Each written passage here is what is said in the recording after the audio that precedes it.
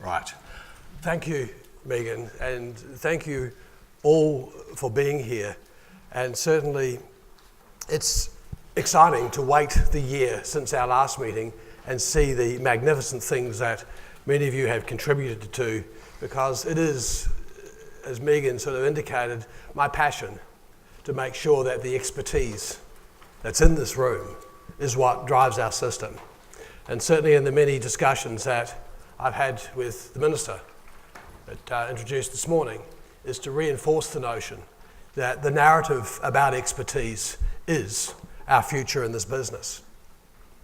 I also want to acknowledge the Eora people of this land and acknowledge their elders, past and present, but particularly their elders of the future, which are in your hands at the moment. Last year, when many of us met in Adelaide, I had a commitment. Where's my commitment? There it is. To lead AITSL, to ensure that we would meet again and feed the movement. So those of you who weren't here at the end, we all made a commitment about what we'd do for the year, and some of you agreed, as we heard this morning, to help other HALTs or other people become HALTs in the system. But this is certainly what I committed to do. And it's really an honour and a pleasure to lead the AITSL board and to have a new and stunning new CEO that leads this. And here are some of the things that has happened. And this is a testament to AITSL at times getting out of the way and supporting the network of what you've been doing. I've downloaded the My Induction app, which is quite stunning how many questions are on there at the moment. You've got the many things. I've stolen Renee's pin. And I know that's one thing you asked for last year. And my message when I look at these things, when I look at these things is I hope you can see that we are, as a board, as a company, very committed to this. And this is going to be part of the theme that I want to talk to you about in the time I have with you this morning. There's probably 100 to 200 people who are quite angry today because they wanted to come. And we said no. Because this is an exclusive group and it has to remain that way. Because if we open the doors to everybody, then it's not expertise anymore, it's everybody. And the number of people who said, Carol Dweck's coming, well, she's special for you. And it's that message that this group, in that sense of exclusivity, has to help lead the way in our business. And I'm delighted that in the last year, the number of HALTs around the country, I know we start with a small number, but it's a 25% increase in 1 year. So the 3 that you have helped is what has led to that 25%. And certainly we're working very hard with states like Victoria, Tasmania, and I'm pleased Queensland is coming on board. So I welcome those from Queensland that you are now working down the system. And there's a lot of interest around the country to trying to come up with a voice within the profession that does speak on the basis of a reliable, dependable way of identifying that we're excellent. But there are tensions. The correlation between expertise and experience after 5 years in teaching is 0. So we can't have a system where we build in expertise as a function of the number of years of experience. Another point on the salary scale of experience. Yes, we absolutely need to welcome and value our experienced colleagues. I know also that experts, like you in the room, are often modest. And there's a price for being modest, and that we will lose the battle, as we've seen in many other countries, as we deprofessionalise our business. And I note in the UK and New Zealand that now 20% or more of the salary budget in schools is going to non-professionals. And if you believe Peter Blanchford's work, particularly about teaching assistants, they have a 0 to negative effect on kids' learning, and he calls that effect toxic. Those are his words, a bit strong. But parents love them, often teachers love them, the kids love them, but they're not having the impact. There are skills, there is expertise to get to where you are here today And we cannot deny that, as is so happening around the world, as our profession is starting to implode with all these people coming in as amateurs. In many ways, sometimes you talk like bright students. Surely, everybody thinks like I do. Surely, it's what I do. Sometimes I'm in a school where I'm well mentored. I've given the support. I've been given the right students. Now, Carol would probably call that a fixed mindset. In contrast to the more immodest claims that I am very good at what I do, and this is what I would want you to say. I invest my heart and my soul and my time into having an impact on my students and my colleagues. And when student learns, it's very much related to my skills. I cause learning. And if you're not prepared to say that, then I'm afraid that is part of denying the expertise. Of course, again, maybe not being immodest, but certainly being respectful. And I have no difficulties with saying that we should value our proficient teachers out there. We need them in our business, and in many cases, there's nothing wrong with being proficient to the end of your career. Proficient's not a negative word, it's a desirable word. But it is how we develop a dialogue and language around expertise and hopefully bring others into our community.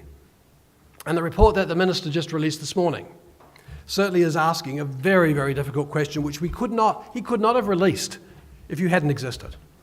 And I need you to help have that. And there's going to be a lot of naysayers about the report. Oh, it's teacher pay, oh, it's accountability. And you read the report, it's not. And it says that 100 times, but people are going to miss that. It's about, in a sense, the major focus of what we want to do over this next 2 days. How do we have a healthy debate about our impact, and particularly the impact that led to you to being in this room, in a way that can help that professional notion of improving? And as Tracy put up this morning, the formative and summative and tasting the soup, and by the way, that was Bob Stake's claim. He said that in the early days. Carol, we're very good at attributing the origins of people in our business, so Bob Stake, yeah.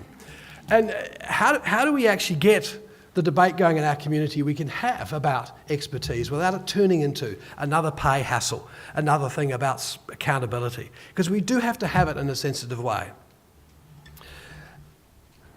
What I want to do this morning, going back, is I want to talk about this narrative. Now, given I'm starting late this morning, I had an hour and I'm down to 30 minutes, so I'm going to slip through some slides, so ignore that, but I'm going to include those slides in my workshop this afternoon. So let's go to the narrative of the Holts. Here we go. There's oodles of theories and models of teaching. We have so many teachers who continually to get up and say, I have evidence that what I do works. And they're right. The evidence is your last 10 or 20 years' experience. And that's really important. And I'm sure if I came into every one of your classrooms, I could see the impact that you're having on the students. But the other thing I'd notice if I watch you is I would find very little commonality in what you do. I had the fortune a few years ago of watching the videos as part of the assessment of the National Board for Professional Teaching Standards in the US. And quite a few thousand videos of the very best teachers right across the US. And my job was to watch them for all kinds of interesting reasons that we researchers like to do. And the thing, again, that struck me, there was no common element about how they taught. The variability was dramatic. And my work at Visible Learning, it's very, very hard to find methods that come up high consistently. And so it's no wonder that we have millions of theories of teachings out there. There's no wonder that everyone believes them. There's no wonder that we have an opportunity for everyone to come up with yet again claim about how we teach. You have so many professional development days which are focused on how we teach, and people get up and say, here's the latest resource, the latest app, the latest way to do things. Please stop it. I couldn't care less how you teach. I don't want to go to another PD day and hear about how someone teaches and say this is what others should do. As well, we are swamped with standards. Again, one of my jobs for National Board, it was, in those days in the United States, every district had its standards, not just states, districts. And they collected them all. There was a room, reasonable sized room full of boxes. And I was opening the door and someone said, your job is to go and find the gold dust in there. There was none. Standards without assessment are not worth the paper they're written on. And that's the distinction that we have here in Australia with the AITSL standards and with you. And there is a very dependable way about how you got to this position. And that is something that I think we should treasure and grow. And the message I'm making about the different kinds of teaching is I only care about the impact of your teaching. And I bet every one in your room, certainly in my experience, you have multiple ways to teach. You are much more flexible about how you go about your job. And so how do we create that narrative about the impact of our teaching? How can we show, as I'm sure is the case from the evidence I've seen, from the ones I've seen from you that have submitted in the moderation of the AITSL standards, that the majority, if not all of your students, are gaining at least that year's growth for a year's input? And it's about the moment-by-moment judgments that you make is what matters. And that's hard to capture in a method of teaching. It's the hardest thing to teach brand new teachers. It's those judgments you make that is the expertise of our business.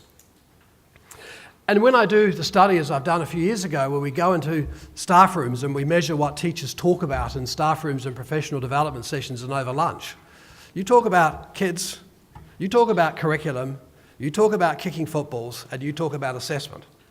1 minute a month, teachers talk about teaching and even less about their impact in the majority of schools.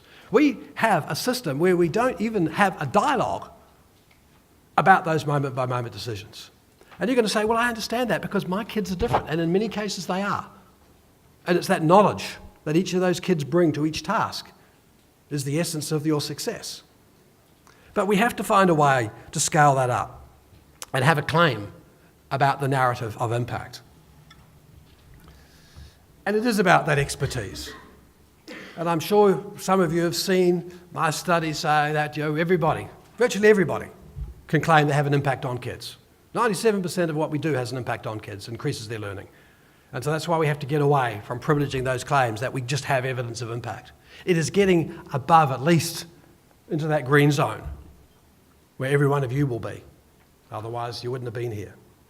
It is about those distractors that are constantly talked about everywhere, that have incredibly low influences on kids. Yes, they're positive, but trivially so.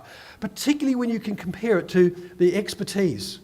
Oops, where was I? I got it, missed it. Oh, there it is. When you compare it, that massive difference. And all of those are about how you think, not what you do. And so how do we get that notion that I'm trying to push with the very unfortunate acronyms, but then people have commented to me, HALTS is probably not the best either. Teachers are to die for. How we have excellent diagnosis, how that diagnosis leads to the multiple interventions that you put in place in a very deliberate way, and how you then evaluate your impact. And what I'd like also to do as part of the debate that I hope we have over the next 2 days is to have this narrative of growth. And each year, and it's just happened yesterday, NAPLAN is released. Carol, that's the PISA for Australia. And every year we get graphs like this. And you look at that and say, if I'm moving to Australia, where am I off to? I'm off to the ACT, I'm off to Victoria. At New South Wales, I sure as hang am not going to Queensland or the Northern Territory.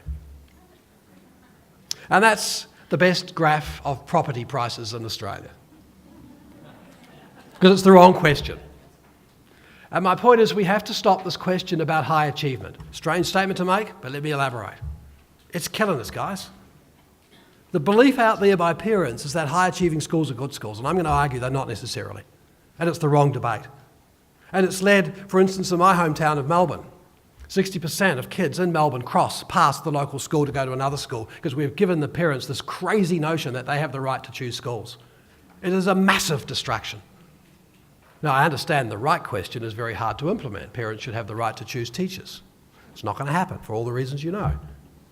But this debate, So what's the right graph, guys? So if I do, as I've done, take the last 10 years of NAPLAN and I ask the question, what's the average growth per state? Just out of interest, the average effect every year for 10 years, from one year to the next, is exactly, to the decimal point, 0.40, which is the same in the visible learning, which shows that those in that blue zone, that desirable zone, those kids are gaining more than a year's growth for a year's input. Where am I going? I'm off to Queensland. Come on, where's the Queenslanders? And it's quite a different story. And I can do this for within each state. But my point is not NAPLAN, my point is changing the narrative.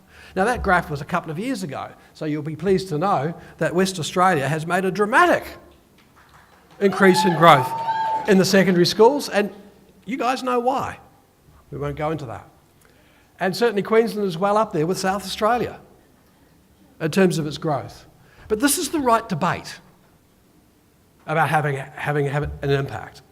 And what I want to do is I walk into the Minister's office, Mr Birmingham, with your ministers and Director Generals, which I have the luxury with Lisa of doing, and I say to them, it's not about achievement. And they kind of understand, but they shrivel. Then they say, yeah, I understand what you mean by growth. Then I walk out of the room and they go back to achievement. So now I'm getting smarter. I'm putting the two together and saying progress, high progress leads to high achievement. And at the moment, we could label each of those quadrants, high achievement, low growth, cruising schools. No one wants to be down on the low growth, low achieving. Low achieving, high progress, growth schools, everyone wants to be up there. And here's my claim. The parents, so often the teachers, so often the principals, so often the politicians, so often the media believe they are our good schools. They are not. Those are our good schools. And those of you who are working in those schools where the kids come starting well behind and add more than a year's growth should be far more esteemed in their expertise than those who take kids above the average and don't add a year's growth. And when I add to that the PISA results, where over the last 16 years we are going backwards, and across the world we are the world's fourth biggest loser. It should be a serious problem, the number of kids that are going backwards. And when you look at John Ainley's work about the reason we're going backwards, that backwards is nearly all in our top 40% of our kids. We are actually much better with kids below the average. You're very good at that. If you think growth is your criteria, we're doing a great job. And when I take the NAPLAN results, and I've taken it for reading in high school, it's the same with every other part of NAPLAN. There's every school in Australia. And you can see we don't have a hang-along of schools down in the undesirable area. And you can see that we have a lot of schools in the desirable area. 60-70%. But you can see our problem. And again, how do we get that debate about growth on the table so we solve the right problem in this country?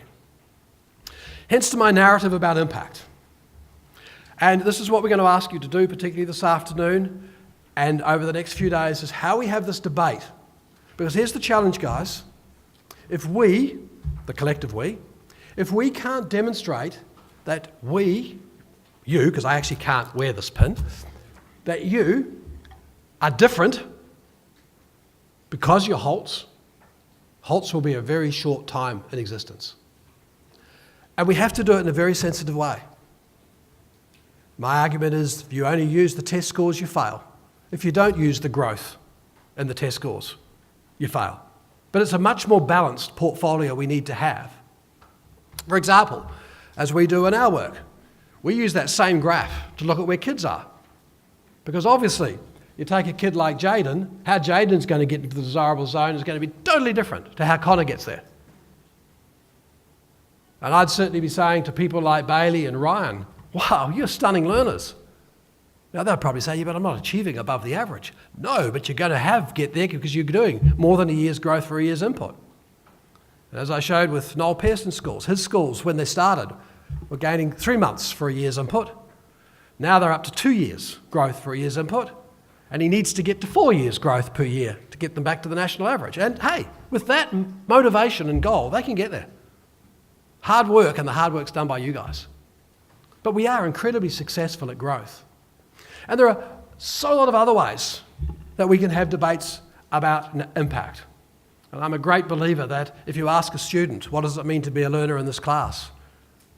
And if they say things like, come to school on time, sit up straight, do the work, listen to the teacher, I know there's not much learning going on in that school. That's compliance. When I ask a student who's the best learner in the class, and they say, oh, the kid that gets it fast, doesn't have to put in any effort, really is good. I know that's a terrible future for that kid in that class. And I'm sure Carol will talk about that mindset. So I'm a great fan. How do we include student voice about their learning? The artefacts of growth over time. The biggest problem in Australia, by a long way, is 1 in 5 kids who start high school don't finish high school.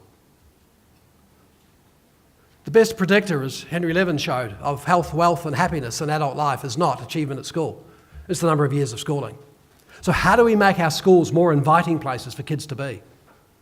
As Minister Molino said last year, and I was so surprised with his statistic I didn't believe him, so I went and fact-checked it. And he's right. In Victoria, 97% of adults in prison didn't finish high school. The cost for them in society is huge. I'm struggling to get that notion of how we make schools inviting. Now, the first reaction is we're going to raise the school leaving age. Why do we want more kids there who don't want to be there? We want schools to be inviting, to want them to be there. And there's a major problem about our last 2 years of schooling in this country, which I cannot get on the table. But I think that's one of the things that we should be proud of when we invite kids to want to stay in this business called schooling. And we do have to affirm the excellence of our public school system. And I've no trouble with that with our government school system. They're very good at doing that.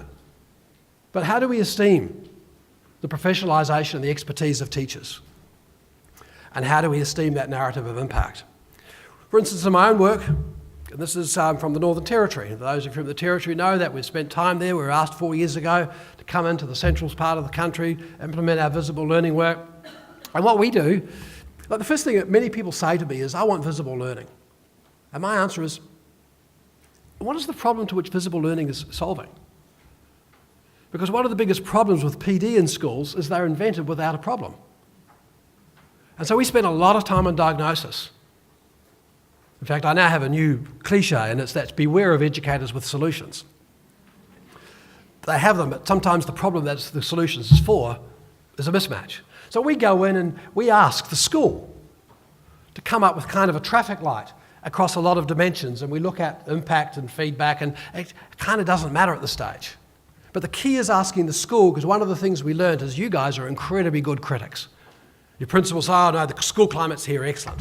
And you'll say, but we got problems here. And it's that judgment you make is the key thing we want to alter. And so we do this kind of thing. And the message I want to show you is this is the Northern Territory 4 years ago. It's not a pretty picture. This is across almost 200 schools. Look at it, a year later. 2 years later. Wow, that's a dramatic change. And I was delighted that often when you get success in this business, there's 1,000 people who claim credit. I was delighted to get a letter from your Director General last year congratulating you guys and the team that has been implementing visible learning up there because the scores in NAPLAN went up. Now, whether we like it or not, that is the political capital.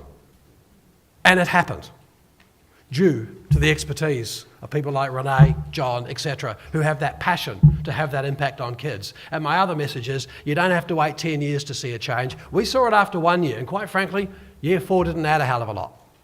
We got to that point, we needed to go somewhere else, and I know that's where you guys are going now.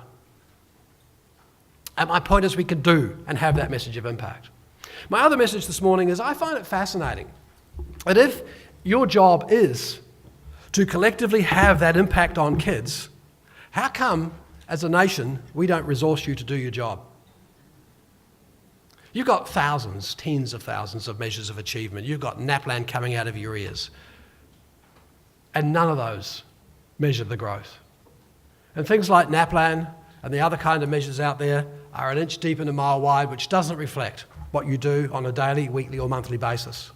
Why haven't you got at your fingertips resources so you can see not only the change over time, the magnitude of change over time, who you had change up with, and what the change was about. And I just want to briefly mention this. This is one of the things I'm going to cut back because of my 20 minutes cut out this morning, and I'm going to come back to it in the workshop. Why don't you have a tool like this? Now, yes, it came from another country, and yes, it was New Zealand, and yes, I did develop it back many years ago. And in this tool, teachers at any moment can go in and create assessment that's deliberately specific to the curriculum you're teaching today. If you're teaching surge, you're teaching differentiation, you're teaching knowing information, comprehension, whatever it is, it can create it. And I'm not going to do the details, but you can see it doesn't take much. You choose difficulty, you choose the curriculum because it's aligned with the curriculum, you choose whether you want it adaptive and whatever, which we've been doing for many years. And the system then goes away and creates a test for you. There's about 400 to 600 million assessments in the database. All of them are calibrated. And here's the beauty. You do it today, you do another assessment in 10 weeks' time, different assessment, because you're not teaching the same stuff, are you? Doesn't matter. It's all calibrated for difficulty, so you can measure the growth. And the key is in the reports. So this is a school report for a primary school, and you can see the red in the dial is my school, the blue is the national norms, or you can alter it to look at Aboriginal kids or girls or boys or left-handers or right-handers or whatever. And our point is that so often the problem isn't boys, it's not Aboriginals, it's your kids. And breaking down that myth, like surely the most racist term we have in this country is Aboriginal underachievement. If you look at the statistics, half the Aboriginal kids are above the average. And who worries about those kids who may not be reaching their potential? There is an underachievement problem out there in various parts. Let's be specific. You can see here, in this school here, very high on attitude. But here's the problem. This year 4. 4 years in a row, nothing is happening. And when you went into those schools, as we did, and we asked the teachers, they said, it's not true. And they brought out their lesson plans and their resources, and you can see it's more and more difficult. Totally and utterly irrelevant. Yes, they were asking more difficult things with the same simple questions. There was no growth in that school for 4 years. And the beauty is, when that school agreed to it, triangulated it, checked it, it took them within a few months to change that. And the way they changed it, they got the teachers together collectively to work on their understanding of what impact and growth means. And there are many other graphs, which, as I said, I won't go into here. That notion of how we do it collectively. Because I'm sorry, Holtz, we're not going to win this battle in Australia, one teacher at a time. I know there's only 300 of you. I know that's a gross underestimate. There's not 10,000 of you. There's somewhere in between. I want you to help lead the debate of how we scale up the notions of success that we have here. And I'm delighted in all my visible learning work, as I showed you last year, those of you in Adelaide, the new number one in the whole of the 252 influences is when teachers have the collective belief that they can promote successful school outcomes. Now, I'm not going to steal Carol's speech, but one of the problems, Carol, is that by itself has already been misunderstood. And people are out there saying, all we need to have is rah, rah, boom, da, we can do this, I can, collective. If it was that easy, I know, we've had discussions about this, the misinterpretation. And so I'm trying to get in front of it and say, hey, guys, collective efficacy is a belief system that needs to be fed with impact information. And the argument, I would argue, is this 9-step process. Firstly, my job is to cause learning. The notion of efficacy is that I can cause learning. It is not I feel good about learning. It's that notion that I want you to say, we are very good at causing learning. It wasn't the kid, it wasn't the resources, it wasn't the money, it wasn't the parents, it wasn't the curriculum, it wasn't the assessment, it was me. I also want the notion that those expectations need to be high. Because I know from Christine Ruby's work that if you set low expectations out there, you're stunningly successful.